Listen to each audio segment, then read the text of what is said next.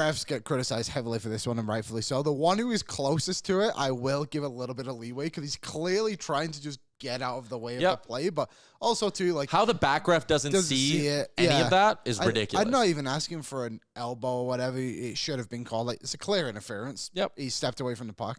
I saw a lot of people just tweeting about how the Oilers didn't respond to it.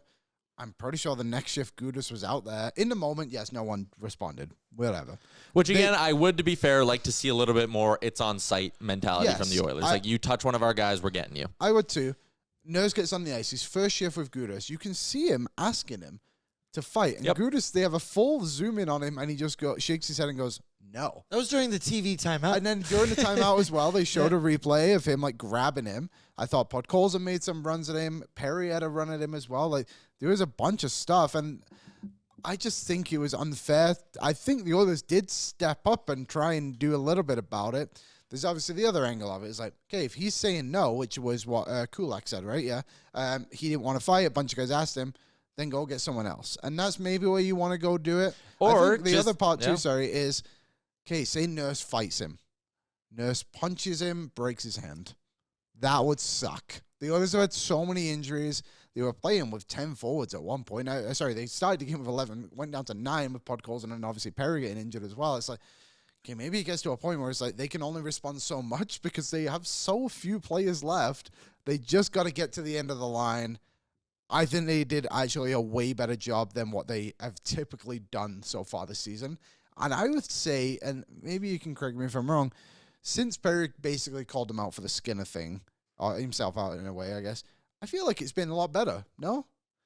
I think it's been a little bit better. They've been more willing to get into scrums. What I would have liked to see is like, okay, if you're going to go and clip Corey Perry with that elbow, I would have loved to see someone like a Max Jones go, oh, there's a reason I'm in the lineup, and it's because I'm big. Yeah. I would have loved to see Max Jones just go and grab Mason McTavish.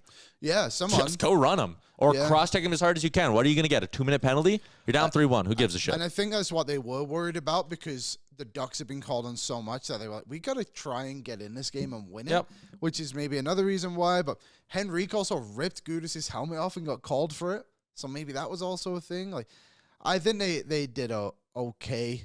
Dropping the gloves, obviously. Like, someone's saying on the radio today as I was driving in, a text, they're just being like, just make him fight. And I know I asked that to Doobie, and I don't think you can just do that because then you end up with the extra 2 minutes and potentially even the 5-minute major if Gudas doesn't drop his gloves. Like, it would just not be a good way for the Oilers to try and deal with this. Yeah, I think they did fine.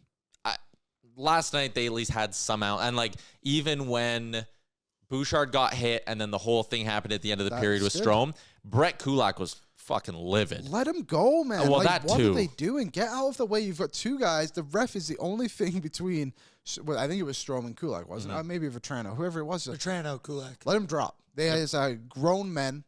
They can make their own decisions. They're probably telling him, like, let us go. And the ref's like, nope. It's like, no, like, this will actually help calm down this game that you have allowed to escalate to this point because you missed a call. Yeah.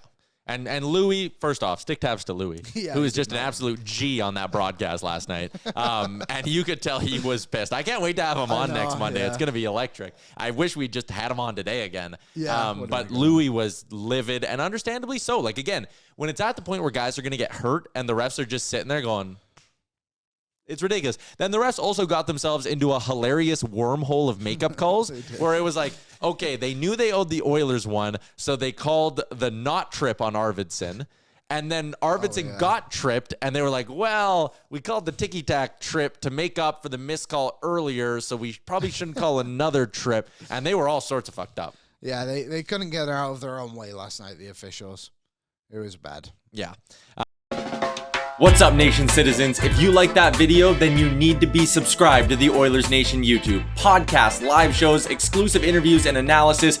Everything you need from your favorite voices at Oilers Nation. And you don't want to miss any of it, so hammer that subscribe button.